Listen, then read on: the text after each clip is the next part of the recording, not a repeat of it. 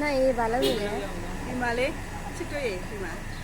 မယန်တီးအပင်ကိုပြိုးထားတာပေါ့နော်မယန်တီးအပင်မယန်တီးကိုဈေးထဲမှာရီဂျီတော့ဝယ်ပြီးတော့ပေါ့နော်စားပြီးတော့အစ်စ်လေးကျင်ခွန်လိုက်အဲ့ဒါရီဂျီတော့ပြိုးထားတာအပင်လေးတော့ထွက်လာနေရောဒီမှာ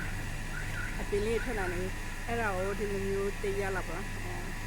ဒီလောက်အရွယ်လောက်ဆိုရှိရင်ရီဂျီကပြန်ပင်ကိုပြန်ပြီးတော့ခွဲပြီးတော့စိုက်မှာပေါ့နော်အခုကကျတော့အပင်လေးကအရင်ကတန်လာကျော်ရီဂျီကဟိုစိုက်ထားသေးတယ်ဆိုတော့တရတီးအပင်ပေါ့နော်အခုကကျတော့ဒီမယန်တီးအပင်ကအရင်ပေါက်လာပေါ့နော်ဒီမှာ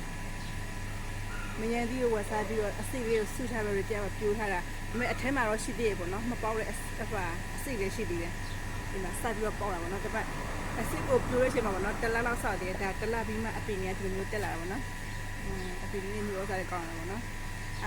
ရီဂျီကငါပြပေးရပါနော်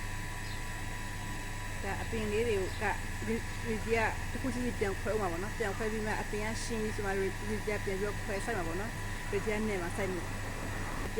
ပြန်လဲဝင်မြပေးတာပေါ့နော်